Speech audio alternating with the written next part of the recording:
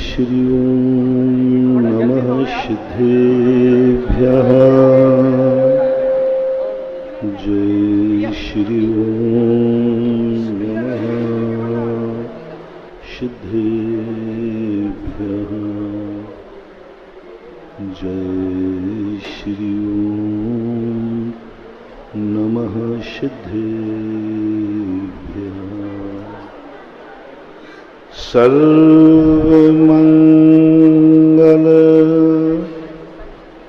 मांगल्यम सर्वकल्याणकारकम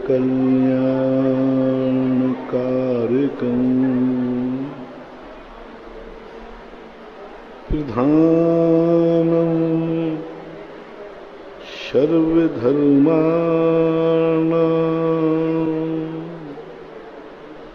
जैनं जयतु शासनं।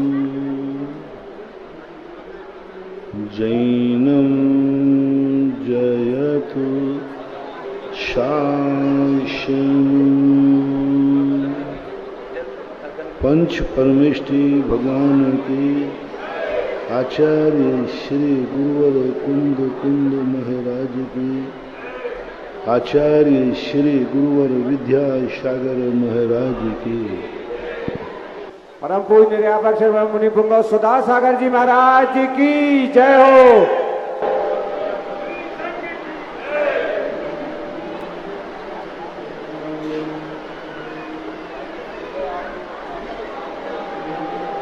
दुनिया में जीने के लिए हमें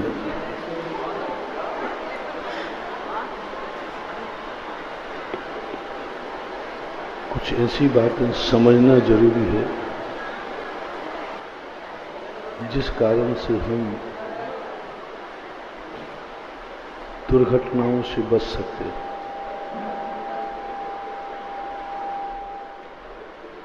आकस्मिक दुखों से हम बच सकते हैं।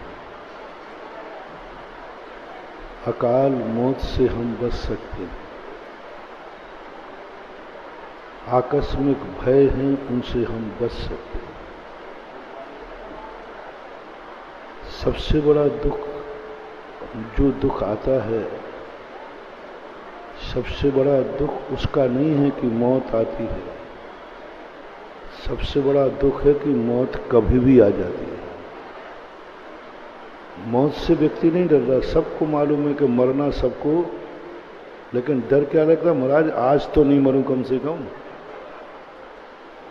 चिंता इतनी है, बाकी मरने का तो सबको, सब निर्णय किए हो कि एक दिन जाना है, पर डर लग रहा है आज न मर जाओ। डर लग रहा है कम से कम चतुर्मास तो पूरा कर लो। डर लग रहा है कि बेटा बेटियों के विवाह, तो डर लग रहा है थोड़े से काम और हैं वो पूरे। बस ये जो डर है, इससे बचना है, मौत से नहीं बचना। मौत तो ध्रुव सत्य है, लेकिन जैन दर्शन कहता है अकाल मौत से बचो, अकाल मौत से बचो। दुख भी आएंगे तो आएंगे, लेकिन अकाल में दुख आ जाए। सामने वाला भी एक्सीडेंट कर सकता है, लेकिन कम से कम हमारी भूल से तो एक्सीडेंट ना हो। हमारी जिंदगी हमारे हाथ से हो जाए, हमें ये महसूस करना पड़े कि इसमें गलती मेरी है। कम से कम एक्सीडेंट हो तो इसके साथ तो मरूंगा कि मेरी तो कोई गलती नहीं थी, अब सामने वाले ने गाड़ी भिड़ा दी तो अब हम क्या। एक संतोष होता है।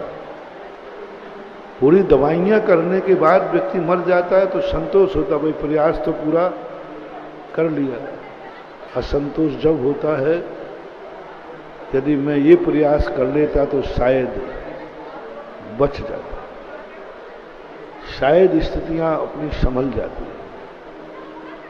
इस बात के दुख के लिए अपन चर्चा कर रहे हैं। इसके लिए हमें कोई ऐसा गाइड चाहिए, निर्देशक चाहिए, जो हमें इन दुर्घटनाओं से बचा ले।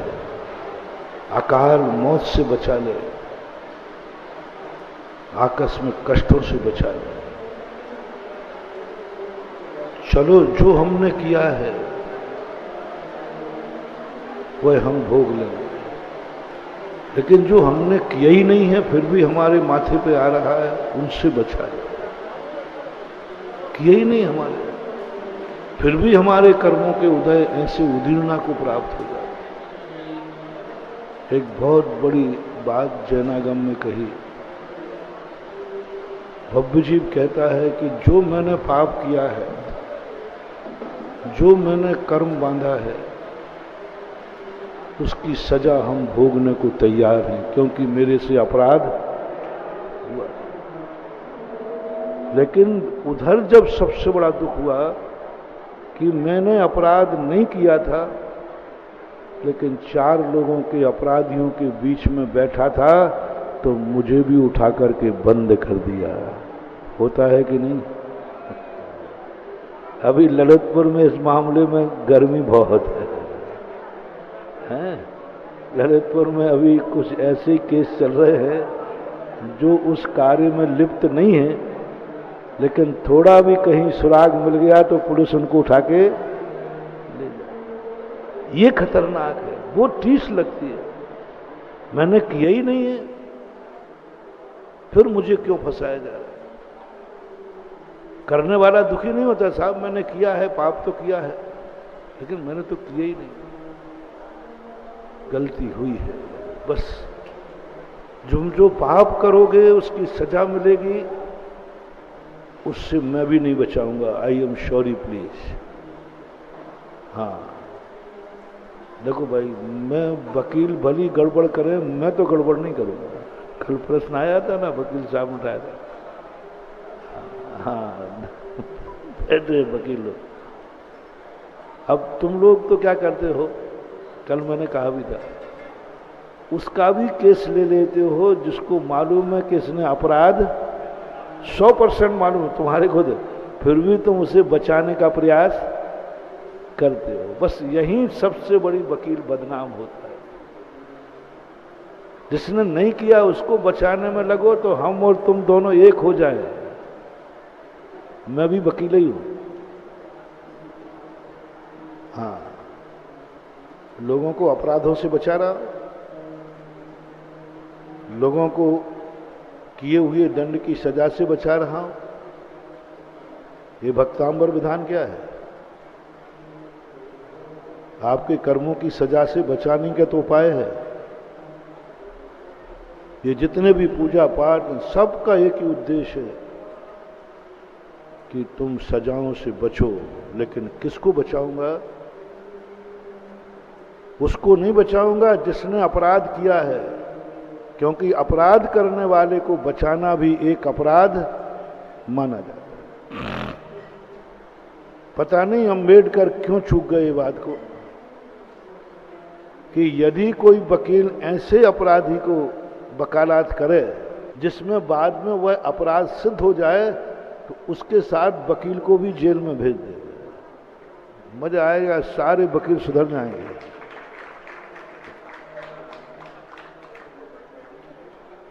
अपराध सिद्ध होना पहले नहीं, और तुम्हें मालूम है कि इसने अपराध किया है और 100% मालूम है और सब सिद्ध हो चुका है, फिर तुमने उसको बचाने का प्रयास किया है। इसकी धारा और बनना चाहिए था। उस समय शायद मैं होता और सलाह लेता तो मैं एक नोट डाल देता, क्योंकि हमारे आचार्यों ने हमें डाला है। ये नोट डाल दिया कि यदि तुम साधु हो, तुम बचने के और बचाने के सारे उपाय जानते हो, यदि ऐसा कर्म किया है तो कौन सी धारा से बचा सकते? वकील सब जानते, अपराधी नहीं जानता। वकील जानता है कि कौन सी धारा से इसको बचा सकते। हालांकि वकीलों को मैं बुरा नहीं कहूंगा, क्योंकि उनका बचाने का ही भाव है, लेकिन बचाना किसको है? अपराधी को नहीं, धर्मात्मा को। ऋषभदेव ने तलवार दी थी अपराधी को दंडित करने के लिए। ऋषभदेव के समय भी अपराध होते थे, पर उनको दंडित करने के लिए तलवार दी थी, ना कि अपराधी को बचाने के लिए। हमें सब मालूम है, हमारे आचार्य ने कहा, देख तूने सब स्वाध्याय कर लिया है और तूने धर्म में इतना प्रवेश कर लिया कि तुझे इस संसार की हर गली मालूम है, हर रास्ता मालूम है। तुझे ये भी मालूम है कि चोर कहाँ से आता है, तुझे ये भी मालूम है कि चोर कहाँ से भागता है। हम साधुओं को सारी गलियां पता है। कौन सी धारा से मैं तुम्हें बचा सकता हूं, कौन सी धारा से, कौन सी धारा से बिल्कुल तुम्हें बरी करा सकता हूं। सारी धाराएं मुझे कंठस्थ बचा सकता हूं। तो जब भगवान ने देखा, जिनवाणी ने देखा, ये मेरे साधु ने बचाने के सारे रास्ते इसने जान लिए, तो फिर नोट लगाया, अब मैं जाता हूं दुनिया में, सबको बचाऊंगा, एक को भी जेल नहीं जाने दूंगा। कई वकील हैं ऐसे दुनिया में जिस फाइल को उन्होंने लिया आज तक वो हारे नहीं है, चाहे सांची ली हो, चाहे कैसी भी ली हो, बिल्कुल सरासर कलेक्टर ने देखा, एसपी ने देखा, मजिस्ट्रेट ने देखा, सारी दुनिया ने देखा कि इसने अपराध किया है। उसके बाद भी वकील कहता है चिंता मत कर, मैं बचा लूंगा। फिर भी उसको बचा के लाए, निकाल दिया। ऐसे कई केस देखे गए। तो यही स्थिति जानते हैं कि साधु सारे रास्ते जानता है और ये जा रहा है दुनिया में, सारी दुनिया में खूब जम के अपराध करेंगे। और ये जो मेरा चेला है ना, ये दौड़ के इसके पास आएंगे, वकील साहब बचाओ। तुम कहाँ दौड़ते हो अपराध करने के बाद? निरपराधी नहीं, वो तो दौड़ते ही है। जितने 90% लोग अपराध करते, अपराध करने के बाद वकील के पास दौड़ते, वकील साहब यहां भी क्या करते तुम लोग? सारे दुनिया के अपराध करते हो, अपराध करने के बाद गुरुजी कहाँ हैं, महाराज जी कहाँ है, बचाओ महाराज। तूने अपराध किया कि नहीं? महाराज वो तो किया है, पर अब बचाना आपको है। देखो गुरुजी हो आप, वकील को, वकील साहब आप जो फीस को वो दूंगा। वकील से वो सही बोल देता है, साहब मैंने किया तो है, लेकिन बचाना आपकी फीस पक्की। यही स्थिति यहां होती है। जितने लोग आते हैं सब अपराधी आते हैं, और अपराध करने के बाद जैसे उनको पता चला कि FIR लिखी गई, वारंट निकल गया, सब दौड़े दौड़े महाराज के पास आते, महाराज बचाओ, बस आप ही शरण हो, आप जो कहोगे सब कर दो, जो फीस कहोगे सब दे दो। आते हम लोगों के पास भी आते, बड़े खूंखार अपराधी आते हैं, ऐसे ऐसे बड़े बड़े अपराधी आते हैं। वो कहे महाराज जी आप जो कहोगे वो करूंगा, आप जो इन लोगों से थोड़े थोड़े पैसा दान की बोलवा करके क्षेत्र बना रहे हो ना, आप मुझे बरी करा दो, पूरा क्षेत्र मैं ही बना दूंगा। कितने का बनेगा? 100-200 करोड़ का? अरे महाराज क्या बात करते हो, रावण को 100-200 करोड़ का मायना रखता है, सोने की लंका है। बड़े आदमी ऐसे ऐसे लोग आते हैं जो कहते हैं महाराज 100-500 करोड़ में मायना क्या रखता है, आप तो बस एक नियम ले लो, सारे तीर्थ क्षेत्र में बना दूंगा, हम अपराध करते जाएं तुम बरी कराते जाना, बस इतना सा है। हम 2 नंबर के काम करते जाएं। बहुत लोग आते, कई लोग कहते महाराज जी हमारे पास 500 करोड़ रुपया है, 500 करोड़ आप अपने किसी भगत के तीर्थ क्षेत्र पर लगवा दो, 250 वहीं काट देना और 250 में वापस कर देना। अरे मैंने कहा इतना? फिर जब मैं इस पर डीप गया, थोड़ा थोड़ा तो मन मचल गया कि चलो कोई बात नहीं, 250 में देवगढ़ बन जाएगा, सिरोंजी बन जाएगा, सारे तीर्थ बन जाए, हमें तो चाहिए नहीं। हम कभी भी लोभ करेंगे तो किसके लिए करेंगे? तो मैंने कहा ये 250 करोड़ रुपया, हाँ महाराज 500 दूंगा, आपको वापस 250 देना है। वो कुछ मामला पूछा, वो बताऊंगा नहीं मैंने समझा नहीं। मैंने तो फिर एक वकील को बुलाया, मैंने मामला क्या? अरे महाराज जी फंस मत जाना इसमें, पहले तो ये 500 इस मंगलर होते हैं, 2-2, 300 करोड़ रुपया, जैसे 2-2, 10-10 किलो सोना फेंक जाते हैं। राजस्थान में एक मंदिर है, वो इन्हीं भक्तों का माना जाता है। 10-10 किलो सोना दे, घर कोई रसीद नहीं, कुछ नहीं, घरवाले रहता है, बस वहां आए, धीरे निकाला, बैग का बैग रख के चले जाते हैं। 2-2, 5-5 करोड़ रुपए महीने की गुल्लक होती हो और देते। फिर मैंने जिनवानी से पूछा कि मां मामला बड़ो मोटेरो सेठ आया है, 250 करोड़ दान दे। उसने कहा बेटा, भगवान ने कहा बेटा किसने कहा कि तू मंदिर बनाएगा? मैंने तो कहा नहीं, और मुझे जरूरत भी नहीं। अपराधी से अपराध को जानकर उसे बरी कराना भी महान अपराध है। इसलिए मैं कह रहा हूं, मैं अपराधी को माफ नहीं कराऊंगा, बल्कि मेरी भी भावना यही है कि अपराधी को सजा मिलना चाहिए, सजा मिलना चाहिए, चाहे वो मेरा भक्त क्यों ना हो। बस इतना कर लूंगा मैं कि मैं मौन रह जाऊंगा, तुझे गवाही नहीं दूंगा, लेकिन बरी तो नहीं कराऊंगा क्योंकि तूने अपराध किया। ये जैनागम में सबसे बड़ी चीज है। हम किसको बरी कराने के लिए?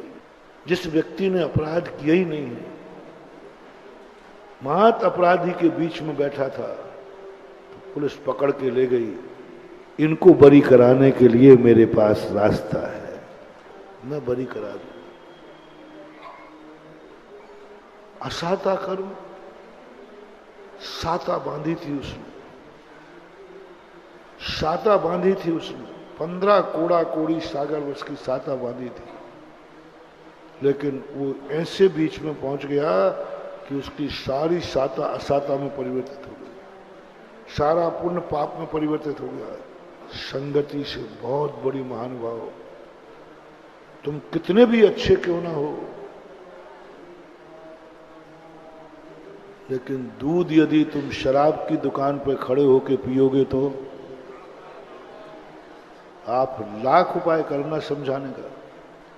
साहब देखो साहब, मैं महाराज का भगत हूं, देखो साहब मैं प्रतिदिन भगवान का अभिषेक करता हूं, देखो साहब मेरे शुद्ध जल का भी त्याग है। सब कहेंगे ऐसे बहुत देखे पाखंडी, ये फोटो किसका है? दूध कहां पी रहे थे?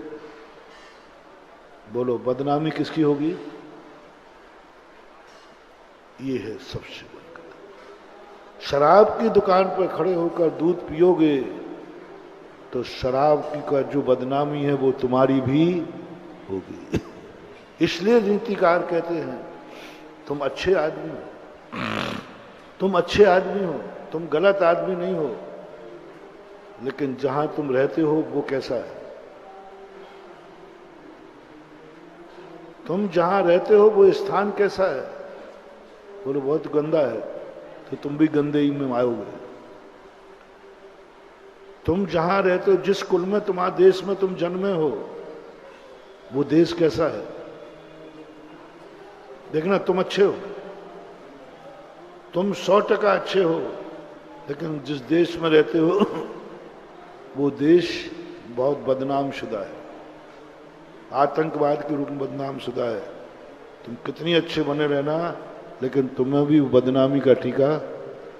तुम बहुत अच्छे हो, लेकिन तुम किस जाति में जन्मे हो? किस जाति में? जहां मांसाहार होता है, जहां शराबखोरी होती है, जहां जीवों को मारा जाता है।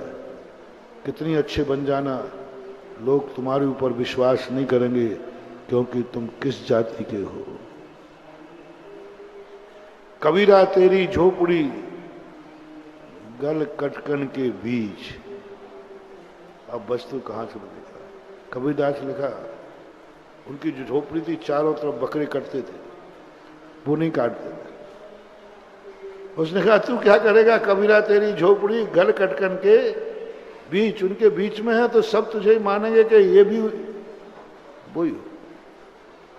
इसलिए तुम्हारा, कल मैंने कहा था ना, तुम कैसे हो ये नहीं पूछ रहा हूं, तुम्हारा देश कैसा है ये नहीं पूछा मैंने कल कि तुम कैसे हो, तुम्हारी जाति कैसी है। तुम्हारी जाति इज्जत वाली है कि बेइज्जती वाली है? तुम्हारा कुल कैसा है? तुम कैसे हो हमें अभी नहीं पूछना है, तुम्हारा कुल कैसा है? इज्जत वाला है कि बेइज्जती वाला है? ये मांग करना,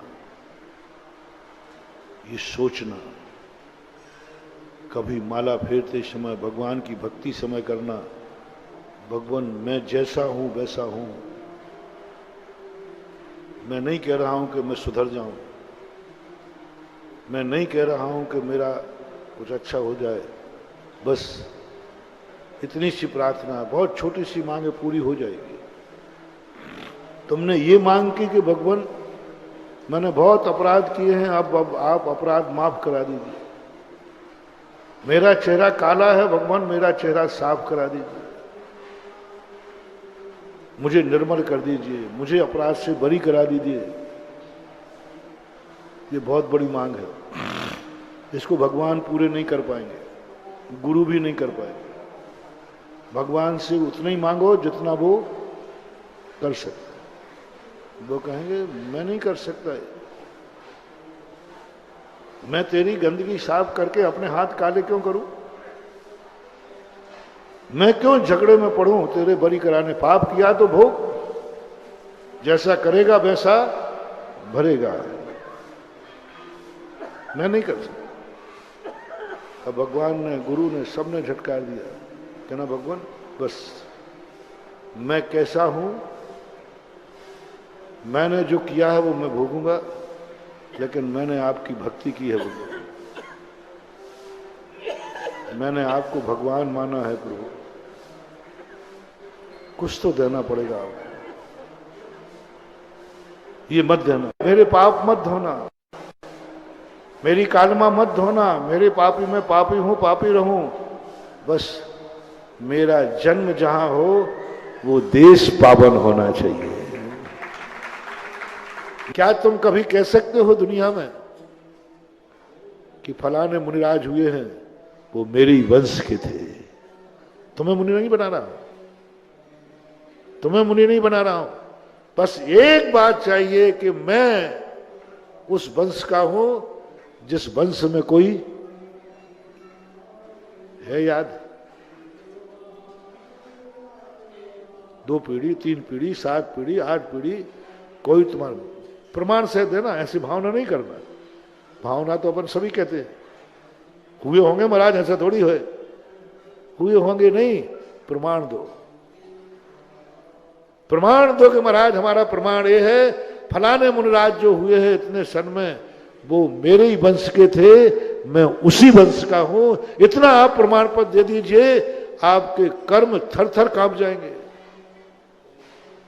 थर थर कांप जाएंगे। ये वो वंशज है जिसमें इसलिए मेरा कहना है, एक मुनिराज को आप पकड़ो, एक इतिहास सुरक्षित करो जिसमें एक कह सको मैं उस वंश का हूं जिस वंश में मुनिराज हुए। कितने लोग कह सकते हैं? 1%? 1% ही मुश्किल है। कितने लोग कह सकते हैं कि हमारे वंश में मुनिराज हुए हैं? ललितपुर में 10-20 घर निकल जाएंगे, 10 तो निकल जाएंगे, ज्यादा निकल जाएंगे, चलो 25 मान लेता हूं, इससे ज्यादा नहीं निकले। चलो दूसरा थोड़ा क्लोज करता हूं। क्या कोई दावा कर सकता है? कोई एक बता सकता है कि मैं उस वंश का हूं जिस वंश में प्रतिमाधारी हुए हैं, ब्रह्मचारी ब्रह्मचारिणी हुए हैं? देखो, मैं अपराधियों को जेल से छूटने का उपाय बता रहा हूं, बहुत गड़बड़ कर रहा हूं, रिक्स है आज, लेकिन फिर भी दया, अपराधी पे दया करना नहीं चाहिए, फिर भी दया कर रहा हूं। तुम जो चाहते हो वो तो नहीं कर पाऊंगा। महाराज आप जमानत ले लो ना। नहीं, मैं तो नहीं लूंगा। मैंने पहले ही कहा था, तुम भी वकील हो और मैं भी वकील हूं। तुम्हारे में मेरे में इतनी अंतर है कि तुम अपराधी की भी फाइल ले लेते हो बरी कराने के लिए, और मैं भी वकील हूं, मैं अपराधी की फाइल नहीं लूंगा, लेकिन उसको छोड़ने का उपाय बता रहा हूं। मात्र तुम ये दावा कर दो कि मेरे वंश में फलाना व्यक्ति प्रतिमाधारी हुआ है, इसका कोई रिकॉर्ड? 2 पीढ़ी, 4 पीढ़ी, 5 पीढ़ी, नाम बताना पूरा विधिवत। कितने % मान लो जो ये कहें कि मेरे वंश में इतने पहले साल पहले एक प्रतिमाधारी हुआ है? बहुत कठिन है। 10-20% निकल जाएंगे। कितने % करना? एक करना है, एक करना है जिंदगी में, एक करना है। उस वंश को शुद्ध करने के लिए चलो। तुम भगवान बनने के लिए मत बनना, वृत्ति बनने के लिए मत बनना, महाराज बनने के लिए, मोक्ष जाने के लिए महाराज मत बनना। एक बार उस वंश को शुद्ध करने के लिए स्वयं को भी महाराज बनना पड़े तो बन जाना। स्वयं भी कहना, क्यों तुम प्रतिमा क्यों ले रहे हो? बोले महाराज जी मैं प्रतिमा भगवान महाराज बनने के लिए नहीं ले रहा हूं, मैं प्रतिमा इसलिए ले रहा हूं जिससे हमारे वंश में कोई दुष्ट कर्म आएगा और उसको ये कह दिया जाएगा ये वो वंश है जिसमें प्रतिमाधारी हुए हैं, तो हमारी आने वाली पीढ़ी को वो सजा नहीं दे पाएगा और माफ कर देगा, इसलिए मैं बनता हूं। एक ब्रह्मचारी ब्रह्मचारिणी जिसको कह सको ये ब्रह्मचारी ब्रह्मचारिणी उसी वंश के हैं जिसका मैं हूं। इतना तो कर लो रे। इतना भी तुमने गौरव प्राप्त कर लिया, भगवान से इतनी भी याचना कर ली कि मैं ब्रह्मचारी ब्रह्मचारिणी हूं, जिस घर में जन्मूं उसमें एक ब्रह्मचारी जरूर होना चाहिए, एक ब्रह्मचारी होना चाहिए, एक ब्रह्मचारिणी होना चाहिए जो तुम्हारे संबंध हो। यदि इसमें न मिले तो रिश्तेदारी में है। कोई ब्रह्मचारी ब्रह्मचारी के समूह को देख करके कहना, मालूम है वो ब्रह्मचारी भैया बैठे ना, ब्रह्मचारी बहन, वो मेरे, क्या कहना है, मेरी ससुराल पक्ष से ही है। कौन है? मेरी साली है, वो साली है, मैं उसका जीजा हूं जो ब्रह्मचारी है, ब्रह्मचारिणी है। इतना तो गौरव प्राप्त कर लो रे। ससुराल भी बनाओ तो उस घर में बनाओ जिस घर का साला और साली ब्रह्मचारी हो, प्रतिमाधारी हो, वृत्ति हो। उस घर में ससुराल बनाओ जिस घर के सास ससुर हो, ससुरे,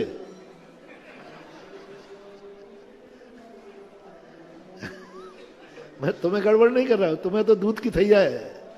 कम से कम गर्व से कह सको मेरी ससुराल उस गांव में है, उस घर में है जहां मेरे सास ससुर प्रतिमाधारी है।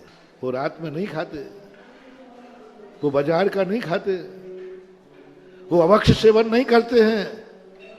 इतना भी यदि तुमने गर्व महसूस कर लिया तो तुम्हें जेल की सजा मैं बीच में तुम्हें आदर्श जेली बना दूंगा। निरपराधी नहीं, आदर्श अपराधी। मात्र टाइटल तुम्हें देना है कि मेरी जहां ससुराल है मेरे सास ससुर इतने धर्मात्मा है। कितने लोगों को यह गर्व है कि मेरे सास ससुर धर्मात्मा है। माँ बाप नहीं, माँ बाप को मैंने पहले ही कह दिया, वो तो बहुत महान पुण्यात्मा है। लेकिन अब मैं कहां पहुंच गया? रिश्तेदारी में। कितने परसेंट लोगों को गर्व है कि हमारे माँ बाप, हमारे सास ससुर प्रतिमाधारी हो, उस घर में मेरी ससुराल है। एक बार कर्म को फटकार देना। एक कर्म कान खोल के सुन ले, मेरे घर में, मेरे वंश में तो कोई प्रतिमाधारी नहीं है, लेकिन मेरी ससुराल जहां है ना, उस घर में एक ब्रह्मचारी ब्रह्मचारिणी है। मेरे सास ससुर प्रतिमाधारी हैं। इतना बार ध्यान कर लेना, जो कर्म तुम्हें निधत्त निकाचित बन के आया था वो थर थर कांप जाएगा। इसका संबंध है कर्म और गुंडों में, यही अंतर है। कर्म क्या कहता है? तुम लोग क्या कहते हो? है भाई, उससे पंगा मोत मल दे, उसका पंगा मोत मल दे, उसके घर का व्यक्ति IAS ऑफिसर है। कहते हो कि नहीं? कहते। अरे उससे पंगा मत ले, उसके ससुराल का उसका साला कलेक्टर है, SP है, तो थोड़ा सामने वाले डर जाते हैं कि नहीं? हैं? बस कर्म की यही है। कर्म जब आता है दुख देने के लिए तो प्रकृति कहती है कर्म, उससे पंगा मौत मत ले, उससे पंगा मौत मत ले। उसकी ससुराल वहां है जिस घर में कोई प्रतिमाधारी रहता है। कर्म कांप जाएगा, कर्म थर थर कांप जाएगा। प्रतिमाधारी है, उस घर में लोग कुएं का पानी पीते हैं। कहां जा रहा है? बोले ये तो पता नहीं क्या क्या पीता है, वो भली कुछ पीता हो, लेकिन उसके घर में एक व्यक्ति कुएं का पानी पीता है। आज का प्रवचन बंधु, किसी शास्त्र में तुम्हें पढ़ना नहीं मिलेगा, लेकिन मैं शास्त्र से ही बोल रहा हूं। तुम भली बनो या नहीं बनो, एक घर में कुएं का पानी पीने वाला पैदा करो, बनाओ एक को। यदि नहीं बन सको तो बारी बारी से करो। एक दिन तुम कुएं का पीना, एक दिन हम कुएं का पिएंगे, एक दिन ये कर लो, लेकिन करो। एक दिन तो एक हर जन के घर में एक व्यक्ति धर्मात्मा होना चाहिए। जिस समय कर्म आएगा उसको एक धर्मात्मा मिलना चाहिए, बस। और ज्यादा मैं कुछ नहीं बोल रहा हूं। एक धर्मात्मा मिलना चाहिए। कर्म ये ना कह दे इस घर में तो सब पापी हैं, इस घर में तो सब पापी हैं, सब रात में खाते, सब अवक्ष खाते, सब मलेच्छी हैं। ध्यान रखना, वहां कर्म तुम्हें तिहाड़ जेल भेज देगा। इस दुष्ट को माफ नहीं करना। एक करो, अवभाग्य मानो रे। त्यागी वृत्तियों को, शोला के खाने वालों को भार मत मानो, सौभाग्य मानो। भार मानते हो? एक घर में कोई शोला का खाने वाला आ जाए, आजकल की महिलाओं को भार लगता है, और बाद में रोते हुए आ जाते हैं, महाराज जी कर्म साथ नहीं दे रहे। ये कर्म कब तक देंगे? हाँ, कल ही प्रश्न आया था शाम को, महाराज ये कर्म कब तक दुख देंगे? मैंने कि अभी तो और भाव लगना है, क्योंकि अपराध भी कम नहीं है। इसके बरी कराने का तरीका एक ही है, एक ही तरीका है। अवभाग्य मानो, सौभाग्य मानो। हम कुछ नहीं कर पाएंगे, लेकिन हमारे घर में जो कुएं का पानी पीने वाला है, यही मेरा सौभाग्य है। हमने और तो पुण्य नहीं किया है, और तो पुण्य नहीं किया है, बस इतना पुण्य है कि मेरे घर में मेरी दादी रात में नहीं खाती, ये पुण्य मेरा है। मैं उसका पोता हूं, मैं उसका, ये पुण्य मेरा है बस, और तो मेरा कोई पुण्य नहीं है। घर में यदि तुम्हारे कोई वृत्ति प्रतिमाधारी हो, उसको सगुन मान लो। दूसरा प्रसंग दे रहा हूं, अशुभ मत मानो। सगुन को जो अशुभ मानता है, सबसे ज्यादा कर्म का बंध होता है, आप सगुन को नहीं। महाराज तुम्हारे मंगल हैं कि अमंगल? मंगल। और इनको देखना, जो अमंगल मान लेता है सीधा 7 में नरक जाता है, क्योंकि तुमने मंगल को क्या माना। यदि तुम्हें सब भार मान लेना, लेकिन तुम्हारे घर में कोई त्यागी वृत्ति धर्मात्मा है, यदि एक बार भी स्वप्न में भी आ गया, कहां की आफत है, ये मुझे भार है, मत करना महानुभाव, मत करना, मत करना। बहुत करुणा दया करके कह रहा हूं, तुम बिल्कुल भी धर्म मत करना, लेकिन धर्मात्मा को कभी भार, तुम बिल्कुल भी धर्म मत करना, लेकिन धर्मात्मा को भार मत मानना। कोई तुम बिल्कुल भी शुद्ध मत खाना, लेकिन घर में कोई शुद्ध खाने वाला आ जाए तो उसे भार मत मानना। तुम कभी भी रात में खाना नहीं छोड़ोगे, खाओगे कोई बात नहीं, पर रात में नहीं खाने वाले को भार मत मानना।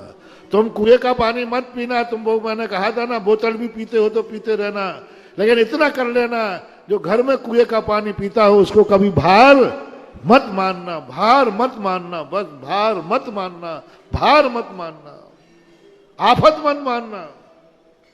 बहुत सस्ता मार्ग बता रहा हूं, आफत मत मानना। घर में ब्रह्मचारी रहता है, हमने ऐसे घर देखे। महाराज जी ये हमारी बहन है, बहन,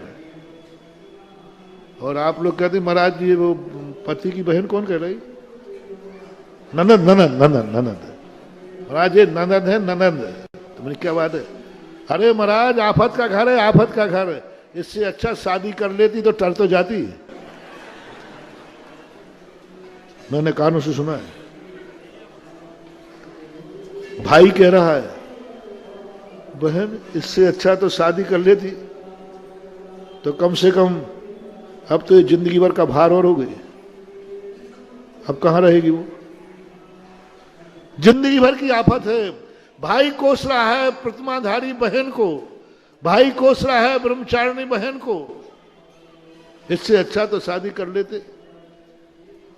शादी करने के बाद बच्ची का भार कितने दिन में? 20-25 साल में।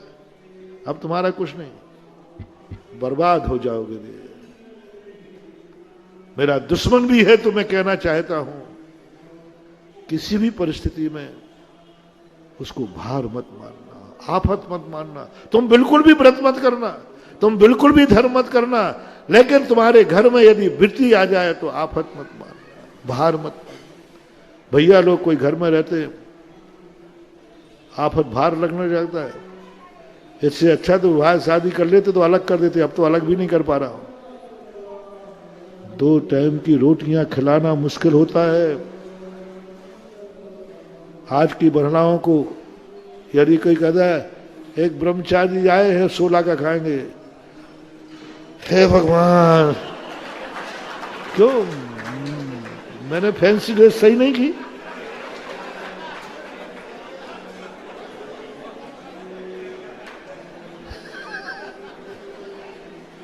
पूछ लो बोरिंग का पानी लेते हैं कि नहीं? नहीं, बोरिंग का त्याग है। हे भगवान,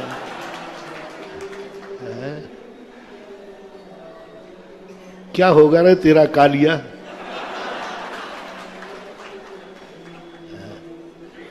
क्या कुएं का पानी सुनकर करम ठोक रहा है? अरे अभाग्यमान, पूरी जिंदगी भर हमने पापियों को बनाया है, आवृत्तियों को बनाया है, अभक्ष बनाया है। आज मैंने कौन सा पुण्य किया है कि मेरे घर में आज शुद्ध भोजन बनाने वाले को मुझे बनाना पड़े? मैं तो शुद्ध नहीं खाऊंगा, लेकिन मेरे पुण्य के उदय है कि आज मैं कुएं का पानी भर के, आज मेरे घर में कुएं का पानी पीने वाला आएगा, आज मेरे घर में शुद्ध 16 का खाने वाला आएगा, आज मेरे घर में एक ब्रह्मचारी भैया आएगा, आज मेरे घर में प्रतिमाधारी आएगा। ओ दान नाचो रे नाच, इतने में तुम्हारी मैं सजा माफ करा दूंगा, इतने मात्र में।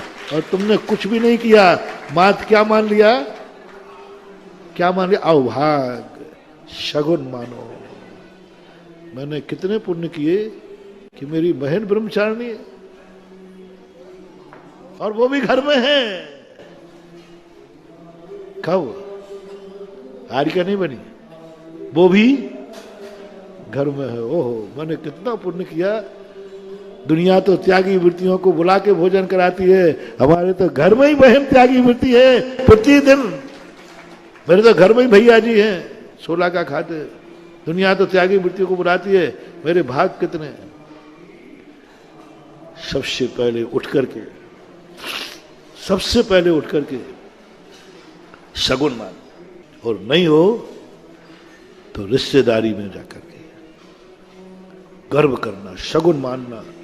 मैं सब तरफ का पापी हूं, लेकिन मेरा रिश्तेदार में एक बहन ब्रह्मचारिणी है, मेरे रिश्तेदार में, मेरे ससुराल में एक भाई ब्रह्मचारी भाई है। बस इतना सा कर लेना, इतना सा कर लेना, यह मेरा सौभाग्य है।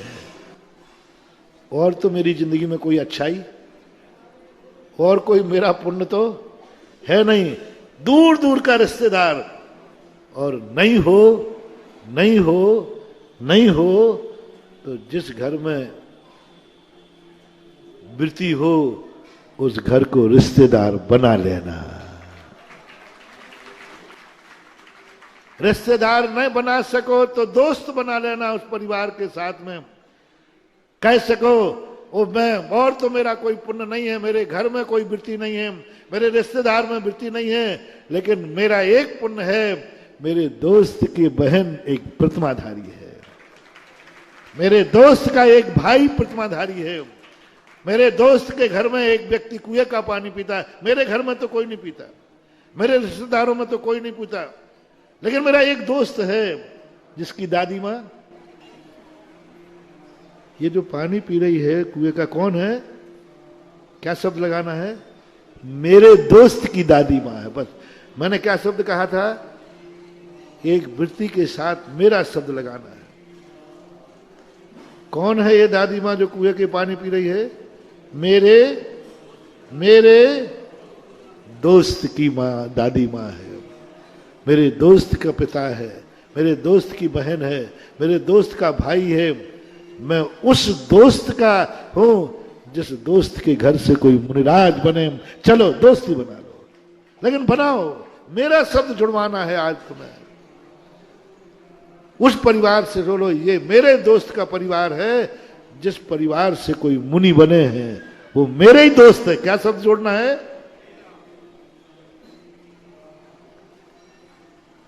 अब एक अंत में और कह दूं, चलो कोई बात नहीं, कम से कम कोई नगर से बना हो। ये महाराज मेरे नगर से ही हैं।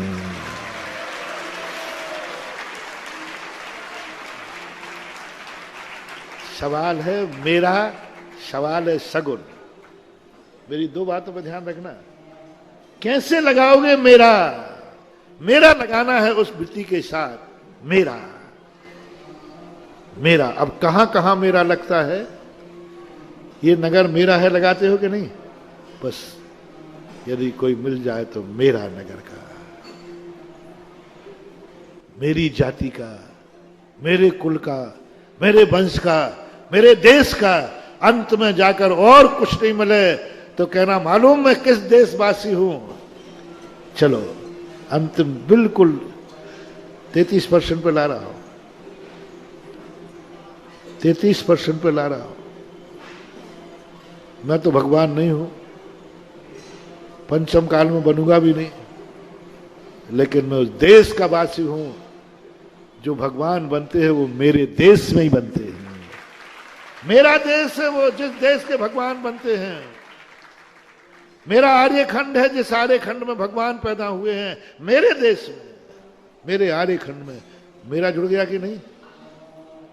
मेरे देश के भगवान। और जहां मेरा है, मेरा व्यक्ति का दर्शन, मेरे व्यक्ति की संगति, मेरे व्यक्ति की उपलब्धि शुभ होती है कि अशुभ? मेरे की शुभ होती है। तो भगवान कौन है? मेरे ही देश का तो है। मेरे ही देश का, इसी भारत में तो हुए थे। यही पर का ज्यादा नहीं है, अयोध्या यही है ना, वही तो मेरा ही देश। उनका देश और मेरा देश एक ही है। वे भी भारत के थे और हम भी। इसलिए भगवान मेरे देश के हैं और जो मेरा है वो मेरे लिए सगुन है। उनका दर्शन, उनका पूजन, उनकी उपलब्धि, उनका देखना सब सगुन है। बस ये दो घोषणाएं करा देना, कर्म थर थर कांप जाएगा। अरे ये तो तीर्थंकर का संबंधी है, ये तो तीर्थंकर का संबंधी है। और कुछ ना कर सको तो कौन है वो देश का, जिस देश में मुनिराज होते हैं। ये मेरे ही देश के मुनिराज हैं, मेरे ही प्रांत के मुनिराज हैं। और नहीं मिले तो ये मेरे देश यानी भारत के मुनिराज हैं, जो भारत का है। पहले बताओ, भारत को तुम मेरा शब्द लगा, भारत में मेरा शब्द है, मेरा भारत। बस अब भारत वर्ष में जितने मुनिराज हैं उनको सगुन मानना, क्योंकि मेरे देश के हैं। व्यवस्था चल रहा हूं, यानी तुम मैं ऐसा आज रास्ता बना रहा हूं कि तुम चाहो तो बहुत बड़ा लाभ उठा सकते हो। कहां तक ले गया मैं? मेरा देश है और मेरे देश में जितने मुनिराज हैं वो सब मेरे देशवासी हैं और मैं उनको सगुन मानता हूं, शुभ मानता हूं। उनका आना, उनका दर्शन, उनकी सेवा, उनकी भैयावृत्ति, जो कुछ भी उनके लिए करना पड़े वो शुभ है कि अशुभ? क्यों? क्यों? मेरे देशवासी है, मेरे देश के महाराज हैं, बस इतना सा करना है। और उनको मैं सगुन मान, जो जो मेरा है वो मुझे शुभ और सगुन है, इतना सा करना है। मेरे देशवासी है, जितने मुनिराज भारतवर्ष में हैं, प्रतिमाधारी वृत्ति मेरे देश के प्रतिमाधारी, मेरी जाति के तो हैं। जो जाति मेरी है वही महाराज की जाति, वही वृत्ति की धारी है, प्रतिमाधारी है। कोई भी भारत में प्रतिमाधारी मिले, कहना क्या शब्द लगाना? मेरा, मेरा शब्द लगाना, ध्यान रखना, मेरा मत भूलना। इनसे तुम्हारा क्या संबंध है?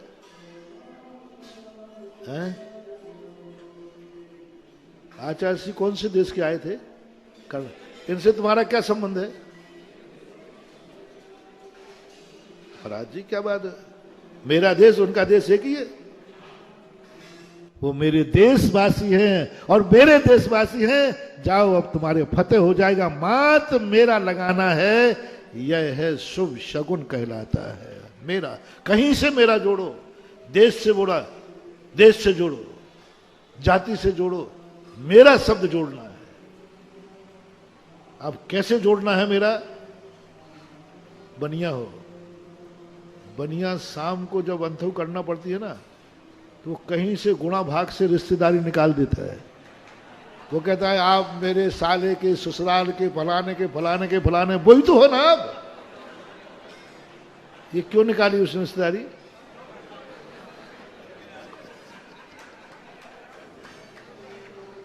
ऐसे ही अपन भी अशुभ कर्म बांध चुके हैं। इन कर्मों से बरी होने का एक ही तरीका है कि जो महान आत्माएं हैं, जिनको कर्म भी थर थर कांपता है, बस उसके साथ अपनी रिश्तेदारी निकालना है, जिससे दुष्ट कर्म हमारे लिए पूरी सजा न दे पाए और हम बरी हो जाएं, क्योंकि मेरा प्रतिमाधारी। सुबह उठो, यदि तुम्हारे घर में कोई हो, तुम्हें कोई मिले, पहला जय जैनेन्द्र अपने घर में प्रतिमाधारी को, और घर में जो हो हर व्यक्ति है की बात कहे। और जो मैंने कहा था ना, ज्यादा नहीं कर सको और आज है ही नहीं तो क्या करें, ऐसा करो। एक बहुत सरल मार्ग है, एक एक दिन के धर्मात्मा बन जाओ। आज घर में 10 लोग हैं ना, तो एक दिन आप 16 का खाओगे, एक दिन आप कल मैं पीऊंगा, परसों मैं कहूंगा, तरसों में कहूंगा, तो कम से कम प्रतिदिन एक व्यक्ति तो, यानी घर धर्म से रहित तो नहीं हुआ ना। एक दिन का सही, एक दिन का सही, एक दिन हमारे घर में एक व्यक्ति धर्मात्मा है। कर्म जब आएगा तो क्या तेरे घर में कोई धर्मात्मा है? बोले है। आज फलाना व्यक्ति कुएं का खाएगा, समय आपका होगा। मैंने तो यहां तक कहा था कि मुनिराज को वही भोजन कराओ जो तुम करते हो। बोले महाराज ये बहुत अच्छी बात है,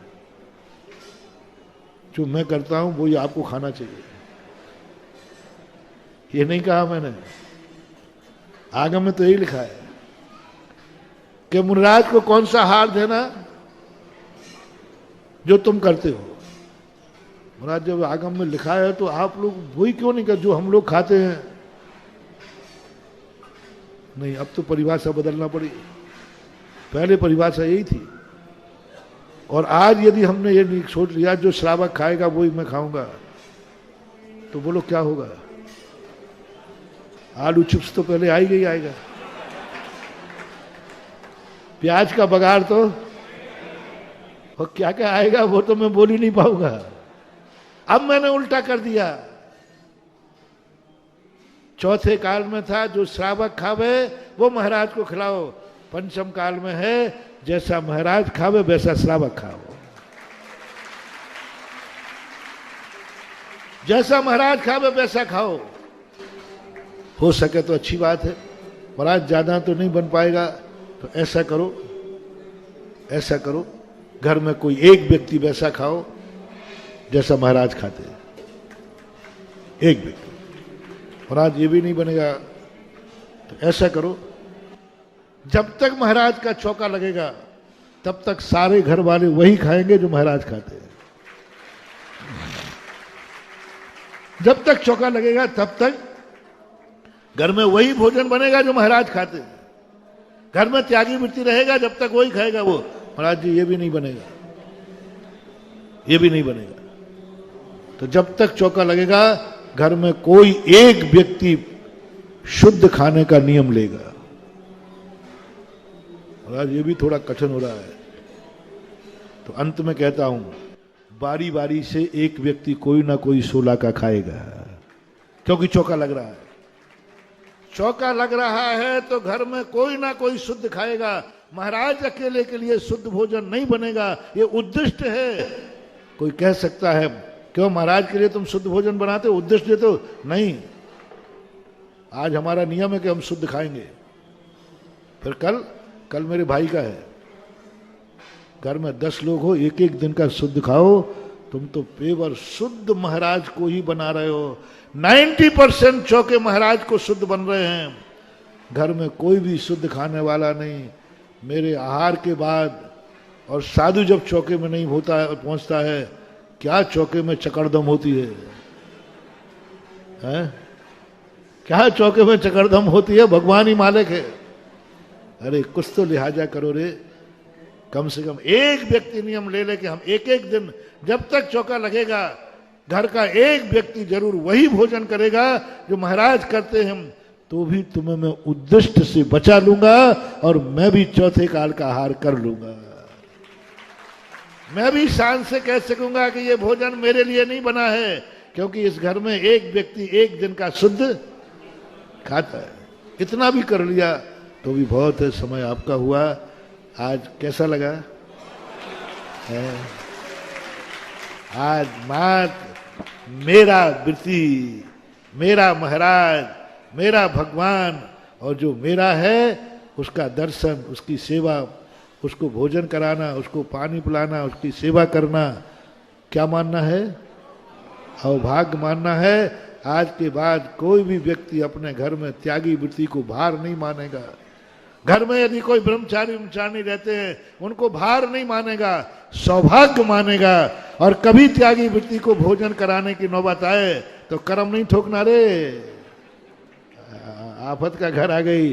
अवभाग्य मानना, पापियों को तो बहुत बनाया है, आज किसी वृत्ति को बनाने का मौका मिला है। महावीर भगवान की